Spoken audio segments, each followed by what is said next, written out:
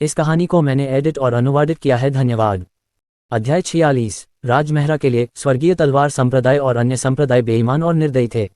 उस स्थिति में उसे इन लोगों के साथ तर्क करने की जरूरत नहीं थी, वह बस उन्हें कुचल देगा। इस समय सूर्य सैनी, शंकर वीर और विशाल, जो लूट को विभाजित करने की तैयारी कर रहे थे, सभी बाहर विस्फोट से चौंक गए। क्या हो रहा है? सूर्य सैनी ने गुस्से से पूछा। एक शिष्य जल्दी से बाहर से भागा। अरे संप्रदाय गुरु, हमारे पर्वत संरक्षण तलवार गठन को किसी ने तोड़ दिया है। फुफकार टिल्डा। ये सुनकर सूर्य सैनी और अन्य लोग मदद नहीं कर सके, लेकिन हौंफने लगे। हुन्युवान तलवार गठन एक प्राचीन तलवार गठन है। ये वास्तव में टूट गया है। चूंकि वह इतना सक्षम है, इसलिए वह एक वर्चस्व क्षेत्र का पावर हाउस हो सकता है। वर्चस्व, ये भी संभव है कि वह सम्राट के दायरे में पहुंच गया हो। जितना अधिक वे इसके बारे में सोचते, उतना ही वे चौंक जाते। उनके माथे पर ठंडा पसीना टपकने लगा। वेरे इन, चलो चलें, चलो बाहर चलते हैं और देखते हैं। सूर्य सैनी ने आगे बढ़कर नेतृत्व किया, जबकि शंकर वीर और विशाल उनके पीछे पीछे चल रहे थे। वे तीनों संप्रदाय के चौक पर पहुंचे और ऊपर देखा। सफेद वस्त्र पहने एक सुंदर व्यक्ति आगे बढ़कर खड़ा हो गया।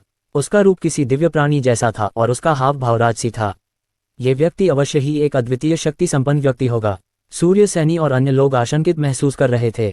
जब उन्होंने राजमहरा के पीछे देखा तो सूर्य सैनी और अन्य दो और भी अधिक चौंक गए। उत्तरी रहस्यवादी स्वर्ग के शाही परिवार की जेड गाड़ी। इस बार सूर्य सैनी और अन्य लोग कांप उठे। जिस व्यक्ति ने पर्वतीय सुरक्षा तलवार संरचना को नष्ट किया था, वह उत्तरी रहस्यवादी स्वर्ग के राजपरिवार से था।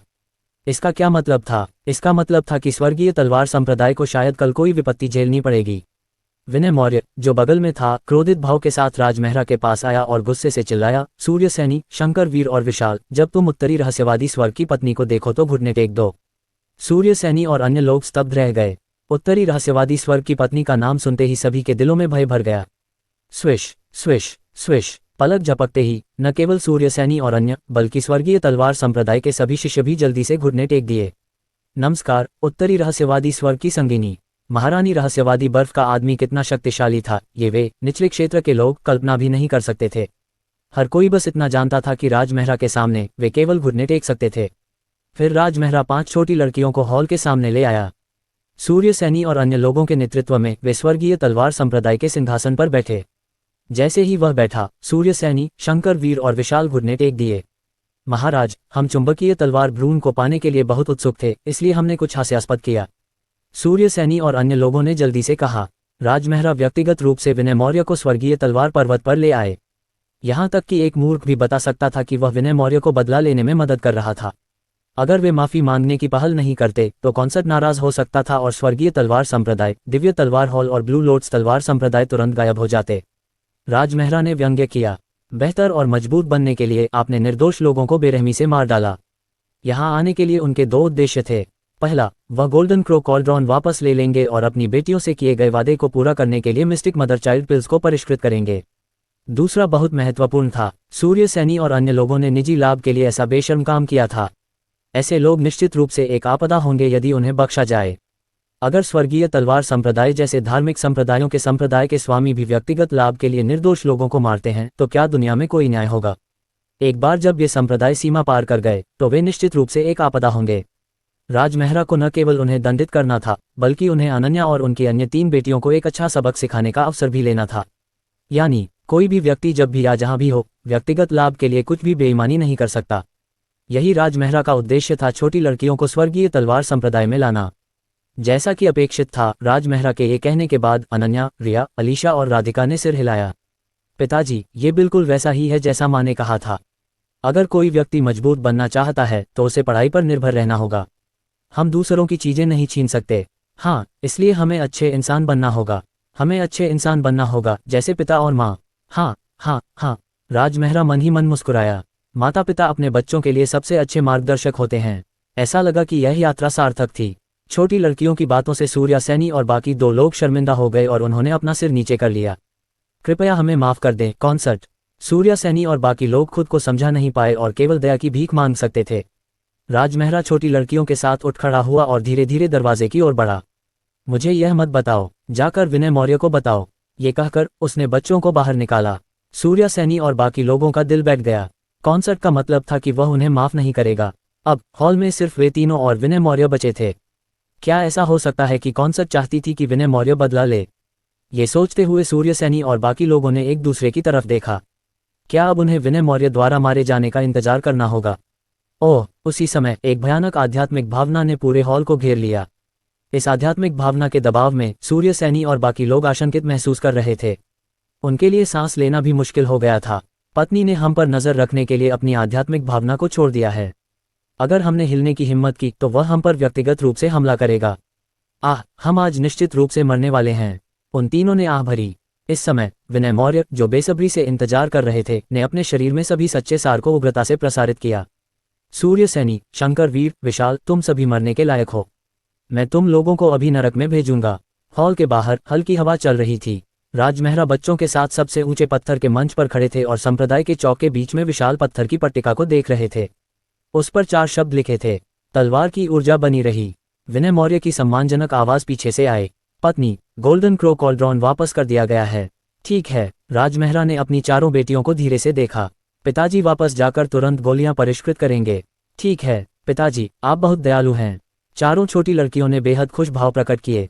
ऊंचे मंच से नीचे उतरने से पहले राजमहरा ने एक भयानक सच्चा सार उत्सर्जित किया और पत्थर की पट्टिका पर इशारा करने के लिए अपनी उंगली को तलवार में बदल दिया। धमाका! पत्थर की पट्टिका पर तलवार शब्द टुकड़े टुकड़े हो गया। राजमहरा ने अपनी उंगली से लिखा और भयंकर तलवार की ऊर्जा पत्थर की पट्टिका पर उतरी। विनय मौर्य और स्वर्गीय तलवार संप्रदाय के 10,000 शिष्यों ने एक साथ ऊपर देखा और वे कांप उठे। विशाल पत्थर की पट्टिका पर तलवार की जगह धर्मी शब्द लिखा गया था। धर्म हमेशा के लिए अस्तित्व में है। इन शब्दों ने सभी शिष्यों को चौंका दिया। उन्हें लगा कि उनका खून खौल रहा है। पत्नी अपना अधिकार स्थापित कर रही है और हमें हमेशा न्याय बनाए रखने की चेतावनी दे रही है। स्वर्गीय तलवार संप्रदाय के शिष्यों ने फिर से घुटने टेके और एक स्वर में चिल्लाते हुए कहा, हम मृत्यु तक आपकी शिक्षाओं का पालन करेंगे। अध्याय 47, नीला बादल राष्ट्र, शाही महल। विनय मौर्य से राजमहरा ने तायान गोली स्क्रॉल में वर्णन के अनुसार गोली शोधन के लिए आवश्यक सामग्री एकत्र की। फिर उसने इन गोलियों को गोल्डन क्रो कैल्ड्रॉन में रखा। गोल्डन क्रो कैल्ड्रॉन के अंदर एक प्राचीन गोल्डन क्रो की संगति वाली आग है। ये गोलियों को परिष्कृत करने के लिए इस्तेमाल की जाने वाली सर्वोच्च श्रेणी की दिव्य आग है। हालांकि इस दिव्य लौ पर निर्भर रहना रहस्यवादी माँ बच्चे की गोली को परिष्कृत करने के लिए पर्याप्त नहीं है। विनय मौर्य के मार्गदर्शन में राजमहरा ने सहजता से कहा, खेती और गोली शोधन तकनीकों सभी की बहुत सख्त आवश्यकताएं हैं। विनय मौर्य ने बार बार सिर हिलाया। कौन सच सही था? अगर वह गोली शोधन प्रक्रिया के दौरान ध्यान से देखता तो उसे निश्चित रूप से बहुत लाभ होता। इस समय राजमहरा ने सच्ची ऊर्जा की एक किरण छोड़ी और इसका उपयोग पूरे गोल्डन क्रो कैल्ड्रॉन को लपेटने के लिए किया। उफ! एक चमकदार सुनहरा लाल प्रकाश जला और प्राकृतिक गोल्डन क्रो दिव्य ज्वाला तुरंत प्रज्वलित हो गई। राजमहरा के सम्राट क्षेत्र की सच्ची ऊर्जा ने दिव्य अग्नि को सीमा तक जलाने के लिए मजबूर करके पूरे गोल्डन क्रो कैल्ड्रॉन के दबाव को बढ़ा दिया। फुफकार! गोल्डन क्रो कैल्ड्रॉन से तुरंत एक स्पष्ट ध्वनि आई। इसके अलावा एक गोली की सुगंधित सुगंध ने तुरंत पूरे कमरे को भर दिया। आप इतनी जल्दी सफल हो गए, कितना प्रभावशाली है, विनय मौर्य ने कहा। गोली से एक सुगंध निकली जो दर्शाती है कि गोली लगभग पूरी हो गई थी। इस बीच राजमहरा की गोली शोधन गति लगभग तात्कालिक थी। अगर इसकी खबर फैलती तो पूरी कीमिया दुनिया शायद चौंक जाती।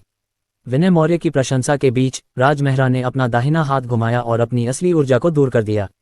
उसी समय उन्होंने गोल्डन क्रो कॉल्ड्रॉन का ढक्कन खोला। सुगंध तुरंत तेज हो गई और राजमहरा के हाथ में 2 काली गोलियां दिखाई दी। इन 2 गोलियों के बीच में 2 रोशनी, एक लाल और एक सुनहरी, चमक उठी। उनमें से प्रत्येक के चारों ओर एक जादुई बैंगनी प्रकाश चक्कर लगा रहा था। क्या यह मिस्टिक मदर चाइल्ड पिल का तैयार उत्पाद है? विनय मौर्य बेहद हैरान था। ऐसा लगता है कि यह अमर क्यूई से घिरा हुआ है। यह एक असाधारण वस्तु है। इस क्षण वह आखिरकार जान गया कि मिस्टिक मदर चाइल्ड पिल का तैयार उत्पाद कितना असाधारण था। राजमहरा ने मिस्टिक मदर चाइल्ड पिल को विनय मौर्य को सौंप दिया और उसके साथ राजकुमार के बेडरूम में चले गए। जब अविनाश सरीन ने विनय मौर्य के हाथ में गोलियां देखीं तो वह खुशी से लगभग आंसू बहा रहा था। मेरा बेटा बहुत भाग्यशाली है कि उसे कॉन्सर्ट की मदद मिली। मिस्टिक मदर चाइल्ड पिल इतनी अलौकिक थी। अविनाश सरीन को पता था कि उसका बेटा वास्तव में बच गया है। जब अजीत सरीन को गोलियां दी गईं तो उसके चेहरे पर काले छेद सिर्फ 3 सेकंड में गायब हो गए। उसके शरीर के बाहर बैंगनी रोशनी चमकने के बाद उसका चेहरा तुरंत अपने सामान्य गुलाबी रंग में वापस आ गया। ये अजीत सरीन ने खुशी से अपनी आंखें खोलीं। मैं सपना नहीं देख रहा हूं, है न? बिल्कुल नहीं। अविनाश सरीन इतने उत्साहित थे कि उनके चेहरे पर आंसू बह निकले। ये पुष्टि करने के बाद कि अजीत सरीन की सारी चोटें गायब हो गई हैं, वह अचानक मुड़ा और जमीन पर घुटनों के बल बैठ गया। उसे बचाने के लिए धन्यवाद कॉन्सर्ट। मैं आपका बदला चुकाने के लिए कुछ भी करने को तैयार हूं। अजीत सरीन ने जब पुष्टि की कि वह नीचे उतर सकता है तो उसने जल्दी से राजमहरा को प्रणाम किया। राजमेहरा ने उसकी जान बचाई थी। उसके हिसाब से ये सृजन की शक्ति थी, अमरता की शक्ति थी। इस समय राजमेहरा उसकी नज़र में एक शासक की तरह राजसी लग रहा था। अनन्या और बाकी लोगों ने जब देखा कि अजीत सरीन ठीक हो गया है तो वे मुस्कुराए। अनन्या ने गर्व से अपनी ठुड्डी ऊपर उठाई।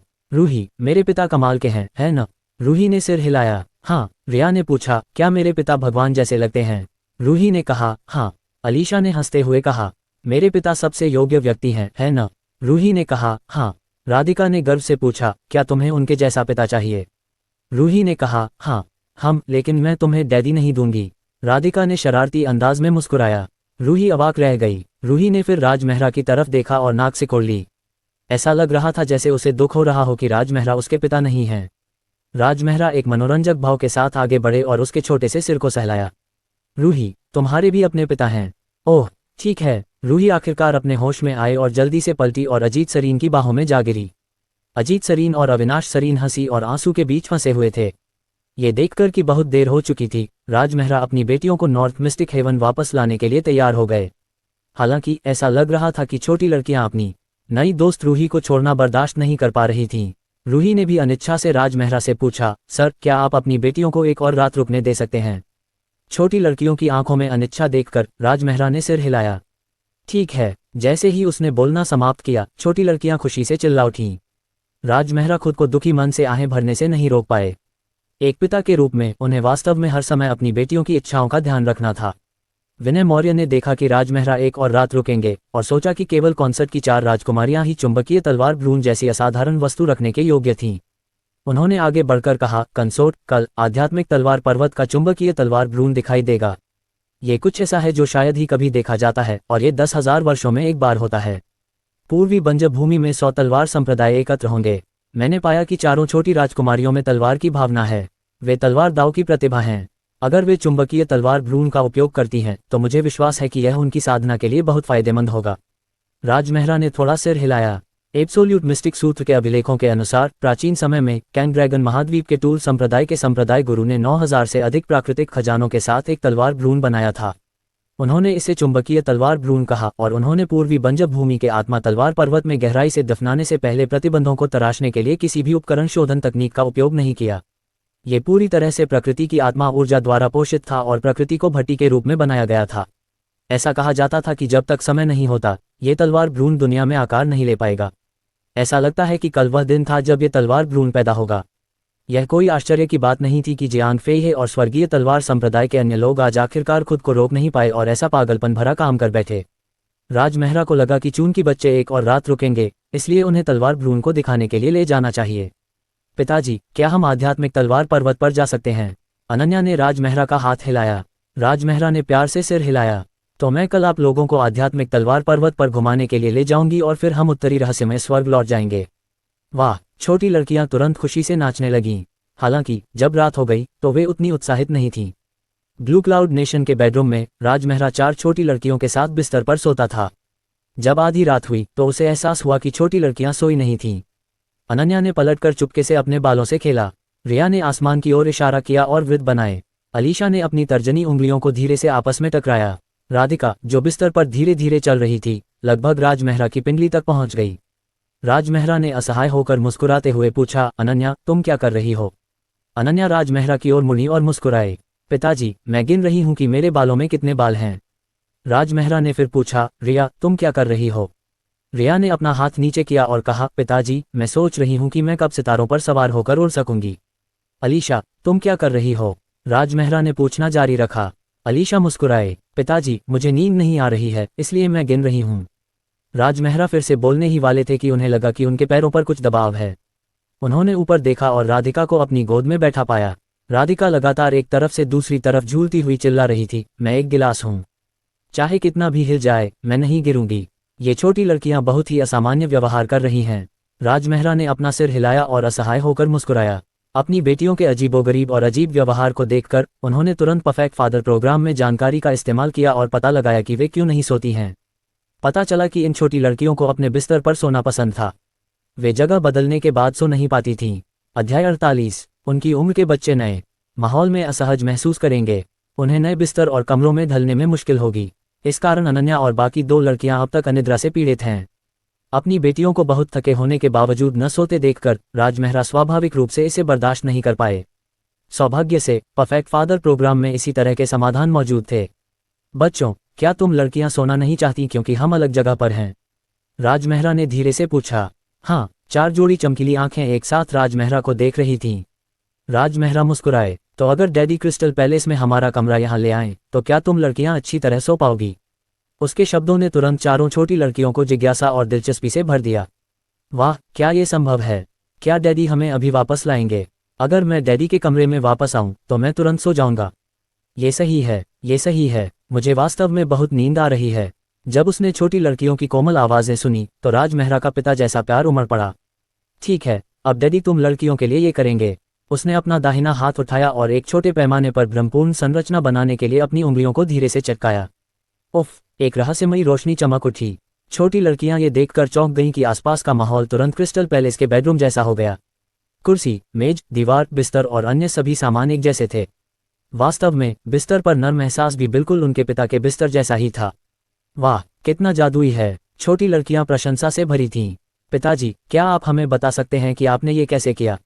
राजमेहरा को उम्मीद नहीं थी कि इसके बाद उनकी बेटियां और भी ऊर्जावान हो गईं और इस सवाल से उन्हें परेशान करने लगीं। हालांकि राजमेहरा के पास इन प्यारी छोटी लड़कियों से निपटने के तरीके थे। जब तक तुम लड़कियां अच्छी तरह सोती रहोगी, डैडी कल तुम्हें इसका कारण बताएंगे। राजमेहरा ने धैर्यपूर्वक कहा। ठीक है। छोटी लड़कियों ने तुरंत अपनी जिज्ञासा दबा दी और आज्ञाकारी ढंग से सोने के लिए लेट गईं। कुछ ही देर में उनकी सांसें स्थिर हो गईं। राजमेहरा ने चारों गोल-मटोल और प्यारे छोटे चेहरों को प्यार से देखा और मुस्कुराते हुए अपना सिर हिलाया। चूंकि तुम सब इतनी देर से सोए हो, इसलिए तुम्हें कल देर से उठना होगा। पूर्वी बंजर भूमि, आध्यात्मिक तलवार पर्वत। ये पर्वत ऊंचा और राजसी था। ये 100,000 फीट ऊंचा था और यह बादलों में ऊंचा था, जैसे कि एक विशाल तलवार आसमान तक पहुंच रही हो। ये पर्वत पूर्वी बंजर भूमि में सबसे प्रसिद्ध आध्यात्मिक तलवार पर्वत था। यह अफवाह थी कि यहाँ कुल 100,000 गिरे हुए तलवार दाव प्रतिभाएं दफन थीं। ये कहा जा सकता है कि यह पर्वत एक बहुत बड़ा कब्रिस्तान था। 500 किलोमीटर दूर से भी वे पर्वत पर दबी 100,000 आत्मा तलवारों से निकलने वाली भयंकर तलवार ऊर्जा को महसूस कर सकते थे। इन 100,000 आत्मा तलवारों की तुलना में सबसे खास चीज स्वाभाविक रूप से गहरा चुंबकीय तलवार भ्रूण था। आकाश अभी अभी जगमगा उठा था। आध्यात्मिक तलवार पर्वत की तलहटी में पूर्वी बंजर भूमि और यहाँ तक कि कैंग ड्रैगन महाद्वीप के अन्य राज्यों से दसियों हजार मार्शल कलाकार थे जो चुंबकीय तलवार भ्रूण की एक झलक पाने या उसे छीनने के लिए उत्सुक थे। उनमें से ज्यादातर तलवारबाज थे। एक बार वहां हलचल मच गई। चुंबकीय तलवार भ्रूण प्रकट हुआ है। ये पूर्वी बंजर भूमि में पिछले 500 वर्षों में सबसे भव्य घटना है। आज इतने सारे पावर हाउस हैं। ये सही है। कौन जानता है कि कितने शक्तिशाली लोग खुले में और अंधेरे में इस तलवार भ्रूण पर नजर रख रहे हैं। मुझे आश्चर्य है कि अंत में कौन जीतेगा। इस चुंबकीय तलवार भ्रूण को प्राप्त करना तलवार दाव में किसी को भी भूमि तलवार अमर के स्तर तक आगे बढ़ने के लिए योग्यता प्राप्त करने के लिए पर्याप्त है। कितना लुभावना है। जैसे जैसे चुंबकीय तलवार भ्रूण का जन्म निकट आता गया, इसके बारे में अधिक से अधिक चर्चाएं होने लगीं। जैसे जैसे विषय आगे बढ़ा, वे ये देखने में अधिक से अधिक रुचि रखने लगे कि इस शीर्ष श्रेणी के चुंबकीय तलवार भ्रूण को कौन प्राप्त करेगा। कुछ ही देर में एक सफेद रोशनी आसमान को चीरती हुई आध्यात्मिक तलवार पर्वत की पहाड़ी पर उतरी। वह 20 साल का एक सुंदर आदमी था। उसने सफेद कपड़े पहने थे और उसकी पीठ पर एक हरी तलवार थी। उसका व्यवहार असाधारण था। जो लोग उसे जानते थे वे सदमे में चिल्लाने से खुद को रोक नहीं पाए। ये पूर्वी बंजर भूमि का सबसे बड़ा भाई है, अखिल। मुझे उम्मीद नहीं थी कि पवित्र भूमि का सबसे बड़ा भाई भी आएगा। आज ये चुंबकीय तलवार भ्रूण निश्चित रूप से उसका होगा। अखिल युवा और प्रतिभाशाली था। वह पूर्वी बंजर भूमि की पूरी मार्शल आर्ट दुनिया में प्रसिद्ध था। वह वर्तमान में 20 वर्ष का था और आध्यात्मिक चक्र साधना का उसका स्तर चरम पर था। स्वर्गीय जैद सम्राट तलवार पवित्र भूमि का उदात्त पवित्र खजाना था और तलवार की रोशनी ने 9 महाद्वीपों को रोशन कर दिया। जिस क्षण वह प्रकट हुआ, चुंबकीय तलवार भ्रूण को पाने के लिए लालायित मार्शल कलाकारों ने हार मान ली। अखिल न केवल बहुत शक्तिशाली था, बल्कि वह स्वर्गीय जैद पवित्र भूमि द्वारा भी संरक्षित था, जो कैंग ड्रैगन महाद्वीप की 10 पवित्र भूमियों में से एक है। अगर कोई उससे इसे छीनना चाहता तो न केवल ये खतरनाक होता, बल्कि संप्रदाय से उन्हें जो दबाव झेलना पड़ता वह और भी अकल्पनीय होता। इसलिए चूंकि अखिल प्रकट हो चुका था, इसलिए बाकी लोगों को बस देखना चाहिए। अखिल ने सभी के विस्मय को देखा और वह गर्व से मुस्कुराए बिना नहीं रह सका। आज चुंबकीय तलवार भ्रूण उसे तलवार दाव में एक और स्तर आगे बढ़ाने में मदद करेगा। कोई भी उससे इसे नहीं छीन सकता था। उफ! इस समय एक आकर्षक ब्लैकलाइट शून्य को तोड़कर अखिल के सामने उतरी। अखिल ने भौहें सिकोड़ी। अरुण! जो व्यक्ति आया वह अरुण था, जो पूर्वी बंजर भूमि तलवार दाव का अत्यंत प्रसिद्ध छोटा तलवार दानव था। वह अखिल की ही उम्र का था और पूर्वी बंजब भूमि के तलवार दानव अर्जुन का एकमात्र निजी शिष्य था। उसके कौशल अखिल के बराबर थे। अरुण मुस्कुराया, अखिल, जो भी चुंबकीय तलवार भ्रूण प्राप्त करने की क्षमता रखता है वह इसे प्राप्त करेगा। आज चलो अपनी क्षमताओं का प्रदर्शन करते हैं और देखते हैं कि आखिर में कौन हंसेगा। उसके शब्द काफी अहंकारी थे। अखिल के अलावा वह किसी और को गंभीरता से नहीं लेता था। हालांकि मौजूद किसी ने भी खंडन करने की हिम्मत नहीं की। अरुण का उपनाम छोटा तलवार दानव केवल दिखावे के लिए नहीं था। वह बेहद शक्तिशाली था और उसे पूर्वी बंजब भूमि के तलवार दानव का समर्थन भी प्राप्त था। कम से कम सतह पर वह स्वर्गीय जेड पवित्र भूमि से डरता नहीं था। हर कोई दिलचस्पी महसूस करने से खुद को रोक नहीं सका। आज जब पवित्र भूमि के सबसे बड़े भाई और छोटे तलवार दानव चुंबकीय तलवार भ्रूण के लिए लड़ रहे थे तो निश्चित रूप से हवा में तनाव होगा और दृश्य बेहद रोमांचक होगा। भीड़ में विनय मौर्य ने दूर के आसमान को उत्सुकता से देखा। पत्नी ने कहा था कि वह कल रात आध्यात्मिक तलवार पर्वत पर आएगा। वह अभी तक क्यों नहीं दिखा? अखिल और अरुण भी यहाँ हैं। अगर वे इसे पहले ले लें तो। विनय मौर्य ने अचानक अपना सिर थपथपाया और खुद का मजाक उड़ाया। विनय मौर्य, क्या तुम उलझन में हो? पत्नी कौन है? पूर्वी बंजब भूमि में कौन उसे वह पाने से रोक सकता है जो वह चाहता है? पत्नी इतने लंबे समय के बाद भी दिखाई नहीं दी है। ऐसा इसलिए होगा क्योंकि उसे विश्वास है कि उसे चुंबकीय तलवार भ्रूण मिल जाएगा। उसे इन आम लोगों की तरह अधीर होने की कोई जरूरत नहीं है। ये सोचते ही विनय मौर्य को अचानक समझ आ गया कि पत्नी को देर क्यों हुई। गड़गड़ाहट। जब सुबह की धूप आध्यात्मिक तलवार पर्वत के शीर्ष पर चमकी तो पूरा पर्वत अचानक हिंसक रूप से कांप उठा। एक ऊंची हरी सुनहरी रोशनी ने मानो पहाड़ को चीर दिया हो और आध्यात्मिक तलवार पर्वत के 50 किलोमीटर के दायरे में क्षेत्र को रोशन कर दिया हो। इससे पहले कि हर कोई अपने सदमे से उबर पाता, ये हरी सुनहरी रोशनी अचानक 4 भागों में विभाजित हो गई। आध्यात्मिक तलवार के शीर्ष से 10,000 फीट ऊपर यह असाधारण तलवार ऊर्जा के साथ 4 तलवार कोर में बदल गई। क्या केवल एक ही चुंबकीय तलवार भ्रूण नहीं है? 4 क्यों हैं? हर कोई एक पल के लिए स्तब्ध रह गया। अध्याय 49। जैसे ही सभी हैरान थे, 4 चुंबकीय तलवार भ्रूण तेजी से घूमने लगे और एक गोलाकार हरे सोने की तलवार का गठन किया। तलवार के गठन में अनगिनत प्राचीन तलवार के रन अंतहीन रूप से घूमते रहे। अतुलनीय रूप से शक्तिशाली चूषण बल की धाराएं चुंबकीय क्षेत्र की तरह फैल गईं। कुछ ही सेकंड में तलवार का गठन सैकड़ों गुना फैल चुका था। जहां तक चूषण शक्ति की बात है, यह इतनी शक्तिशाली थी कि यह भयानक थी। इस समय पूरे आध्यात्मिक तलवार पर्वत पर 100,000 आध्यात्मिक तलवारें चीखने लगीं और बेहद अस्थिर हो गईं। उपस्थित सभी तलवार साधकों की तलवारें भी लगातार कांपने लगीं और स्पष्ट रूप से सीटी की आवाज निकालने लगीं। इस दृश्य ने उपस्थित सभी लोगों को चौंका दिया। क्या हो रहा है? मेरी तलवार मेरी बात क्यों नहीं सुन रही है? स्थिति खराब है। अखिल की पीठ पर लगी तलवार और अरुण के शरीर पर छिपी दानव तलवार भी हिलने लगी। उफ! इससे पहले कि हर कोई स्थिति को समझ पाता, आध्यात्मिक तलवार पर्वत पर मौजूद सभी आध्यात्मिक तलवारें आसमान में उड़ गईं और उस तलवार संरचना द्वारा उन्हें चूस लिया गया। उसी समय सभी तलवारबाजों की तलवारें आसमान में उड़ गईं। अरे, हमारी सभी तलवारें तलवार संरचना द्वारा निगल ली गई हैं। ऐसा लगता है कि चुंबकीय तलवार भ्रूण पैदा होने के बाद सभी प्रकार की आध्यात्मिक तलवारों को बेतहाशा निगल जाएगा। ये बहुत भयानक है। बस इसी क्षण सभी को समझ में आया कि चुंबकीय तलवार भ्रूण अच्छी चीज नहीं थी। चुंबकीय तलवार भ्रूण का नाम एक चुंबक के नाम पर रखा गया था, जिसका मतलब था कि यह एक चुंबक की तरह था जो सभी आध्यात्मिक तलवारों को पागलपन से अवशोषित कर सकता था। उन्हें चुंबकीय तलवार भ्रूण नहीं मिला और उन्होंने अपनी तलवारें भी खो दीं। उपस्थित तलवार साधक अवाक और अत्यंत परेशान थे। अखिल और अरुण ने असमंजस में एक दूसरे को देखा। वे एक पल के लिए स्तब्ध रह गए। अखिल ने आकाश में तलवार के निर्माण को देखा और उसकी आंखें चमक उठीं। चुंबकीय तलवार भ्रूण इतनी सारी आध्यात्मिक तलवारों को भस्म करने के बाद और भी अधिक शक्तिशाली होना चाहिए। अगर मैं इसे अभी जबरन छीन लूं तो क्या मेरी शक्ति और भी अधिक नहीं बढ़ जाएगी? ये सोचकर वह मुस्कुराए बिना नहीं रह सका। फिर उसने असीम तलवार की मंशा प्रकट की जो एक बहती हुई रोशनी में बदल गई जो तलवार के निर्माण में घुस गई। धमाका! हालांकि जैसे ही इसने तलवार के निर्माण को छुआ, एक भयानक भक्षण करने वाली शक्ति अखिल पर टूट पड़ी, मानो वह उसकी तलवार की मंशा को भस्म करना चाहती हो। अखिल को सिरदर्द महसूस हुआ और उसकी दृष्टि धुंधली हो गई।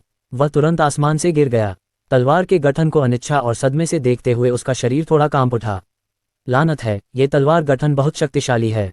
मुझे डर है कि मेरा स्वामी भी इसे छू नहीं सकता। धमाका! एक और जोरदार धमाका हुआ। अरुण भी तलवार गठन पर जोरदार हमला करना चाहता था, लेकिन जैसे ही वह इसके संपर्क में आया, उसे पीछे हटना पड़ा। अपने मुंह के कोने पर खून पोंछते हुए अरुण ने अपनी मुट्ठियां भींच लीं और दहाड़ते हुए बोला, लानत है, लानत है। उसने न केवल अपनी दानव तलवार खो दी, बल्कि वह इस तलवार गठन के किनारे को भी नहीं छू सका। यह उनके जैसे तलवारबाजों के लिए बेहद अपमानजनक था। उपस्थित सभी लोग आह भरने से खुद को रोक नहीं पाए। चुंबकीय तलवार भ्रूण की तलवार की ऊर्जा शॉट आसमान छू गई थी। ये वास्तव में एक अच्छा खजाना था। लेकिन ये चीज़ हासिल करना बहुत मुश्किल था। पवित्र भूमि के सबसे बड़े भाई और छोटे तलवार दानव भी इसे संभाल नहीं पाए। संभवतः पूर्वी बंजर भूमि के तलवार दाव में कोई भी इस अद्वितीय चुंबकीय तलवार ब्रून को प्राप्त नहीं कर सकता था। भीड़ में केवल विनय मौर्य मुस्कुराए। जैसा कि अपेक्षित था, कंसोर्ट के आने की जल्दी में न होने का कारण यह है कि वह बहुत पहले से जानता था कि अन्य लोग चुंबकीय तलवार ब्रून को बिल्कुल भी नहीं छू सकते हैं। ये सोचकर विनय मौर्य राजमहरा की रणनीति से और भी अधिक प्रभावित हुए। 50 किलोमीटर दूर आकाश में राजमहरा अपनी 4 बेटियों और रूही को हरे पंखों वाली उड़ती हुई चिड़िया जेड गाड़ी पर बैठाने के लिए लाए। पिताजी, क्या ये चुंबकीय तलवार ब्रून है जिसका आपने उल्लेख किया था? अनन्या और अन्य लोगों ने उनके सामने चमकदार तलवार के गठन को उत्सुकता से देखा। रास्ते में राजमहरा ने उन्हें चुंबकीय तलवार ब्रून के बारे में बताया। छोटी लड़कियां सभी चुंबकीय तलवार ब्रून प्राप्त करने के लिए उत्सुक थीं। जब उन्होंने चुंबकीय तलवार ब्रून को एक अतुलनीय रूप से विशाल तलवार संरचना में बदलते देखा तो वे और भी अधिक उत्सुक और प्रसन्न हो गईं। ये सही है, राजमहरा थोड़ा मुस्कुराए, और यह पहले से ही 4 में विकसित हो चुका है। यह आप लड़कियों के लिए एकदम सही है कि प्रत्येक के पास एक हो। निरपेक्ष रहस्यवादी सूत्र के अभिलेखों के अनुसार टूल सेक्ट के सेक्ट मास्टर ने चुंबकीय तलवार ब्रून में कोई प्रतिबंध तकनीक नहीं जोड़ी थी। इसका कारण ये था कि उन्होंने पाया था कि इस चुंबकीय तलवार ब्रून में एक आर्टिफैक्ट स्पिरिट है। जैसे जैसे समय बीतता गया, आर्टिफैक्ट स्पिरिट्स धीरे धीरे विकसित और बदल सकती थीं। राजमहरा को लगा कि टूल सेक्ट के सेक्ट मास्टर को भी उम्मीद नहीं थी कि उनके द्वारा बनाया गया मैग्नेटिक स्वॉर्ड एम्ब्रियो वास्तव में पर्याप्त प्राकृतिक आध्यात्मिक ऊर्जा को अवशोषित करने के बाद 3 अन्य मैग्नेटिक स्वॉर्ड एम्ब्रियो को जन्म देगा। इस बीच चारों मैग्नेटिक स्वॉर्ड एम्ब्रियो कोर में आर्टिफैक्ट स्पिरिट्स थीं। दूसरों द्वारा छीने जाने से बचने के लिए वे खुद को गर्म करने के लिए एक साथ इकट्ठे हुए और एक विशाल मैग्नेटिक स्वॉर्ड एम्ब्रियो फॉर्मेशन बनाया जिसने बदले में सभी तलवार साधकों को लूट लिया। ये कुछ ऐसा था जिसकी टूल सेक्ट के सेक्ट मास्टर ने कभी उम्मीद नहीं की थी। राजमहरा की राय में यह उनकी 4 बेटियों के लिए एक सुनहरा अवसर था। मैग्नेटिक स्वॉर्ड एम्ब्रियो फॉर्मेशन एक अत्यंत दुर्लभ फॉर्मेशन था। कैंग ड्रैगन महाद्वीप में ऐसा कोई भी नहीं था जो इसे तोड़ सके। हालांकि राजमहरा के लिए, जिसके पास 10 दिशा आरेख था, ये बस एक केक का टुकड़ा था। मूल रूप से यदि केवल एक चुंबकीय तलवार ब्रून होता तो राजमहरा बहुत दिलचस्पी नहीं लेते। अब जब ये 4 तलवारों में विकसित हो गया था तो यह उनकी बेटियों के लिए एक अवसर बन गया था। राजमहरा स्वाभाविक रूप से ऐसा अच्छा अवसर नहीं चुकेंगे, लेकिन वे बहुत शक्तिशाली दिखते हैं। हम उन्हें कैसे प्राप्त करेंगे? अनन्या ने चिंतित भाव से पूछा। रिया, अलीशा और राधिका ने भी सिर हिलाया। राजमहरा ने उन्हें प्यार से देखा। पिताजी उन्हें आपके हाथों में भेज देंगे। चारों छोटी लड़कियां तुरंत हंस पड़ीं। ये सही है, कोई भी समस्या हो पिताजी इसे हल कर सकते हैं। राजमहरा ने फिर अपने दिव्य आंदोलन कंगन को सक्रिय किया और पलक झपकते ही आध्यात्मिक तलवार पर्वत के ऊपर आकाश के पास पहुंच गए। चुंबकीय तलवार ब्रून के बारे में गुप्त जानकारी और 10 दिशा आरेख में गठन को तोड़ने की विधि का उपयोग करके उसने आसानी से एक रहस्यमय मुहर बनाई और इसे चुंबकीय तलवार ब्रून गठन पर फेंक दिया। उफ! पलक झपकते ही सुनहरी मुहर ने 1000 मीटर के क्षेत्र को कवर कर लिया और यह एक सुनहरे सूरज की तरह था जिसने आध्यात्मिक तलवार के शीर्ष को रोशन कर दिया। नीचे खड़े हजारों लोग सदमे में देख रहे थे क्योंकि यह चुंबकीय तलवार ब्रून गठन में घुस गया। धमाका! एक जोरदार धमाके के बाद चुंबकीय तलवार ब्रून गठन तुरंत विघटित हो गया और तीव्र तलवार ऊर्जा ज्वार की तरह बाहर निकल गई। कुछ ही समय में 4 विस्मयकारी चुंबकीय तलवार ब्रून अपने मूल रूपों में लौट आए और आकाश में तैरने लगे। इस अचानक दृश्य ने वहां मौजूद सभी लोगों को चौंका दिया। जब वे अपने होश में आए तो सभी ने तुरंत उस दिशा में देखा जहां मुहर दिखाई दी थी और अपनी निगाहें हरे पंखों वाले उड़ते हुए पक्षी जेड गाड़ी पर केंद्रित कर दी। यह उत्तरी रहस्यवादी स्वर्ग के शाही परिवार की जेड गाड़ी है। कोई आश्चर्य नहीं कि वह आसानी से तलवार की संरचना को तोड़ सकता है। वह 9 स्वर्ग अमर क्षेत्र से एक शक्तिशाली व्यक्ति है। इतनी आसानी से इतनी शक्तिशाली तलवार संरचना को तोड़ने में सक्षम होना, उसकी क्षमता इतनी ईर्ष्यापूर्ण है। राजमहरा के प्रकट होने से पहले ही नीचे हर कोई उसके लिए प्रशंसा से भर गया था। वास्तव में अखिल और अरुण जितने घमंडी थे उतने ही विस्मय और प्रशंसा से भरे हुए थे जब उन्होंने आकाश में जेड गाड़ी को देखा। अगर मैं किसी दिन जेड गाड़ी में बैठे व्यक्ति जितना ऊंचा और शक्तिशाली बन सकता हूं तो मेरा जीवन भर का सपना पूरा हो जाएगा। उन दोनों ने चुपचाप सोचा। अध्याय 50। जब सभी आहें भर रहे थे, जेड गाड़ी में सवार राजमहरा ने 4 तलवार ब्रूनों को अवशोषित करने की तैयारी की। उफ! इस समय आध्यात्मिक तलवार पर्वत की चोटी पर एक अजीब घटना घटी। एक काली रोशनी आसमान से उतरी और हजारों फीट ऊंची एक विशाल काली आकृति में बदल गई। पर्वत की तलहटी में मौजूद 10,000 लोगों ने ऊपर देखा और अवाक रह गए। यह एक हाथ वाले वानर राजा की धर्ममूर्ति है। काली आकृति एक हाथ वाला काला वानर था। पूर्वी बंजर भूमि के कई तलवार साधकों के लिए यह आकृति बेहद परिचित थी। ऐसा इसलिए था क्योंकि वह पिछले 5000 वर्षों में पूरे पूर्वी बंजर भूमि में कुछ राक्षस तलवार साधकों में से एक था। एक हाथ वाला वानर राजा। किंवदंती के अनुसार एक हाथ वाला वानर राजा एक अत्यंत दुर्लभ प्राकृतिक महान राक्षस जानवर था और उसकी साधना प्रतिभा असाधारण थी। तलवार दाव में उनकी उपलब्धियों के लिए उन्होंने पूर्वी बंजर भूमि में तलवार दाव के कई कुलीनों को तुलना में फीका कर दिया। पूर्वी बंजर भूमि में यह अफवाह थी कि एक हाथ वाला वानर राजा 1000 साल पहले तलवार के साथ एक होने के दायरे में लगभग पहुंच गया था। उसका दाहिना हाथ पहले से ही तलवार के साथ एक हो गया था। उसका हाथ तलवार था और तलवार उसका हाथ था। ऐसी राक्षसी प्रतिभा पर भरोसा करते हुए एक हाथ वाला वानर राजा उस समय मनुष्यों के लिए बेहद क्रूर था। सबसे अपमानजनक बात यह थी कि उसने पूर्वी बंजर भूमि में 300 तलवार संप्रदायों और एक रात में 10 लाख लोगों को मार डाला था। उस समय सभी ने सोचा कि पूर्वी बंजर भूमि के मनुष्य अब से एक हाथ वाले वानर राजा के भयानक शासन के तहत रहेंगे। सौभाग्य से राक्षस जाति के शरीर की सीमाओं के कारण उसके और मानव जाति के बीच एक बुनियादी अंतर था। अंत में उसका मनुष्य और तलवार एक पूर्णता तक पहुंचने में विफल रहा। उसका दाहिना हाथ टूट गया और एक हाथ बन गया। उस समय से एक हाथ वाले वानर राजा के रूप में उसकी उपाधि भी पूरे पूर्वी बंजर भूमि में फैल गई। अब जब एक हाथ वाले वानर राजा की धर्म मूर्ति अचानक आध्यात्मिक तलवार पर्वत के शीर्ष पर प्रकट हुई तो सभी को तुरंत एक हाथ वाले वानर राजा के इरादों का एहसास हुआ। वह 4 चुंबकीय तलवार भ्रूणों को जब्त करना चाहता था। जैसा कि अपेक्षित था, विशाल धर्म मूर्ति ने अपना बायां हाथ बढ़ाया और 4 तलवार भ्रूणों को पकड़ लिया। जब राजमहरा ने यह देखा तो उसकी निगाहें ठंडी हो गईं। तुम उन्हें छीनना चाहते हो? स्विश! उसने तुरंत अपनी राक्षस आध्यात्मिक इंद्रिय को छोड़ा और आकाश में एक सुनहरा प्रभामंडल बनाया। धमाका! फिर एक जोरदार विस्फोट हुआ। राक्षस आध्यात्मिक इंद्रिय ने तुरंत एक हाथ वाले वानर राजा के बाएं हाथ को चकनाचूर कर दिया, फिर तेजी से फैलकर पूरी धर्म मूर्ति को चकनाचूर कर दिया। हे भगवान! एक हाथ वाले वानर राजा की धर्म मूर्ति को इतनी आसानी से कुचलने में सक्षम होना, जैसा कि उत्तरी रहस्यवादी स्वर्ग की शक्तिशाली आकृति से उम्मीद की जाती है। एक हाथ वाले वानर राजा का प्रक्षेपण वास्तव में बहुत नाजुक है। कितना अविश्वसनीय! अंत में यह इसलिए है क्योंकि जेड गाड़ी में शक्तिशाली आकृति बहुत शक्तिशाली है। पहाड़ की तलहटी में बैठे साधकों ने अत्यंत श्रद्धापूर्ण भाव प्रकट किए। इस समय जेड गाड़ी से एक सफेद रोशनी निकली। राजमहरा की राक्षस आध्यात्मिक भावना ने 500 किलोमीटर के क्षेत्र को कवर किया और तुरंत ही एक हाथ वाले वानर राजा के छिपने के स्थान को खोज निकाला। चूंकि राक्षस जाति के अपराधी ने उससे चीजें छीनने की हिम्मत की थी, इसलिए राजमहरा के पास उसे ऐसे ही छोड़ देने का कोई कारण नहीं था। इस समय आध्यात्मिक तलवार पर्वत से 50 किलोमीटर दूर छिपे एक हाथ वाले वानर राजा को अपने सिर में एक भनभनाहट महसूस हुई। उसकी आंखें काली पड़ गईं और उसने मुंह में खून थूक दिया। अरे, इतनी अजीब शक्ति कहाँ से आए? वह भी अभी 5000 किलोमीटर दूर से आध्यात्मिक तलवार पर्वत पर पहुंचा था और संयोग से उसने वहां 4 तलवार भ्रूण तैरते हुए देखे। बहुत खुश होकर उसने इस बारे में ज्यादा नहीं सोचा और तलवार भ्रूण को छीनने के लिए जल्दी से एक धर्म मूर्ति में बदल गया। अप्रत्याशित रूप से उसने अपने लिए मुसीबत खड़ी कर ली। एक भयानक आध्यात्मिक भावना ने तुरंत उसकी धर्म मूर्ति को चकनाचूर कर दिया और इसने उसे इस हद तक हिला दिया कि उसका सिर लगभग टूट गया। उसे अचानक समझ में आया कि उसने एक महाशक्ति को उकसाया है जिसे उसे उकसाना नहीं चाहिए था। यह महसूस करते हुए कि स्थिति खराब थी, एक हाथ वाला वानर राजा पीछे मुड़ा और भागने ही वाला था कि एक सफेद रोशनी उसके सामने उतरी और उसका रास्ता रोक दिया। एक हाथ वाले वानर राजा की अभिव्यक्ति ठंडी हो गई और उसने जल्दी से कहा, मेरा इरादा आपकी चीजें छीनने का नहीं था, मैं केवल आवेग में हाथ बढ़ाया था। यद्यपि राजमहरा युवा और सुंदर दिखते थे और एक हाथ वाला वानर राजा राजमहरा से लगभग 5000 साल बड़ा था, एक हाथ वाला वानर राजा बिल्कुल भी अपमानजनक होने की हिम्मत नहीं करता था और उसने उसे सम्मानपूर्वक संबोधित करने की पहल भी की। वह जानता था कि जिस व्यक्ति ने उसकी धर्म मूर्ति को खंडित किया वह निश्चित रूप से उसके सामने सफेद कपड़े पहने सुंदर आदमी था।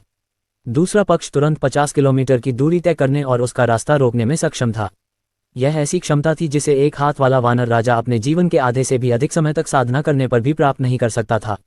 ऐसे शक्तिशाली व्यक्ति का सामना करते हुए उसके पास हार स्वीकार करने के अलावा कोई विकल्प नहीं था। राजमहरा ने व्यंग्य किया, जब आप लोगों को मारते हैं तो आप उनकी बेबुनियाद माफी नहीं सुनते, है न?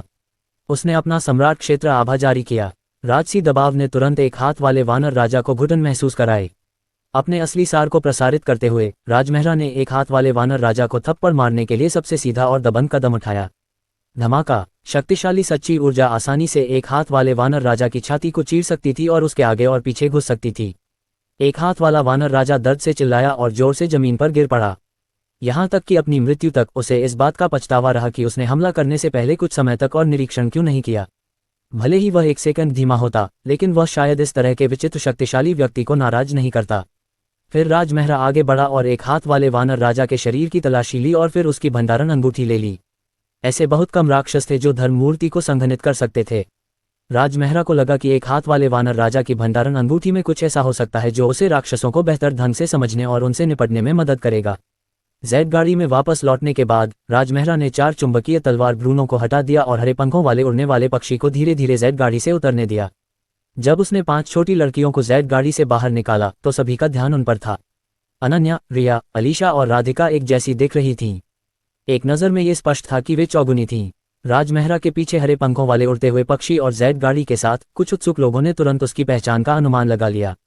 तुरंत पहाड़ की तलहटी में भीड़ चर्चा से गूंज उठी।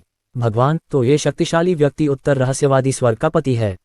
महारानी का पति बहुत सराहनीय है। अगर मैं इस जीवन में पति की तरह 1% भी सुंदर रह सकता हूं तो मुझे बिना पछतावे के मरना होगा।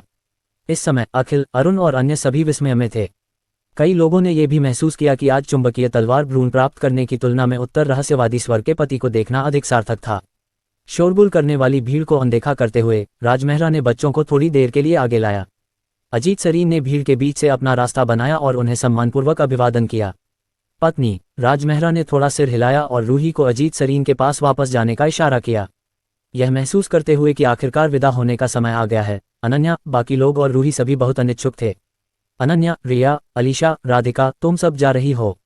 मैं बहुत दुखी हूँ। रूही फिर से सूंघने लगी। हम भी तुम्हें छोड़कर नहीं जा सकते। चारों छोटी लड़कियों ने भौहें सिकुड़ीं और मुंह बनाया। राजमहरा ने एक एक करके अपनी चारों बेटियों के सिर छुए और उन्हें सांत्वना दी। हम भविष्य में भी खेलने के लिए नीचे आएंगे। सच में? रूही चौंक गई। तो क्या वे सभी मेरे जन्मदिन पर आएंगे? हम जरूर आएंगे। अनन्या और बाकी लोगों ने सिर हिलाया। ये देखकर कि रूही को अभी भी उस पर विश्वास नहीं हो रहा था, रिया ने अपना हाथ बढ़ाने की पहल की। हम पिंकी शपथ ले सकते हैं। अनन्या मुस्कुराई और बोली, चलो साथ में पिंकी की कसम खाते हैं। अलीशा और राधिका ने जल्दी से सिर हिलाया। ठीक है। फिर चारों छोटी लड़कियों ने अपनी छोटी उंगलियां बाहर निकाली और उन्हें रूही से जोड़ दिया। मेरे दिल को छू लो और मरने की उम्मीद करो। छोटी लड़कियों को कितना प्यारा देखकर हर किसी का दिल एक पल के लिए पिघल गया और वे मैग्नेटिक स्वॉर्ड एम्ब्रियो के बारे में पूरी तरह से भूल गए। वे राजमहरा से और भी ज्यादा ईर्ष्या करने लगे। उन्हें लगा कि न केवल वह सुंदर और योग्य है, बल्कि उसकी पत्नी महारानी मिस्टिक आइज जैसी बेहद खूबसूरत और शक्तिशाली महिला भी है। उसकी 4 प्यारी चौगुनी बेटियां भी हैं। जीवन में विजेता ऐसे ही होता है। ये देखकर कि छोटी लड़कियों ने अपना मन बना लिया है, राजमहरा ने रूही से उसके जन्मदिन के बारे में पूछा, फिर अपनी चारों बेटियों को लेकर सबके सामने जैद गाड़ी में सवार हो गया।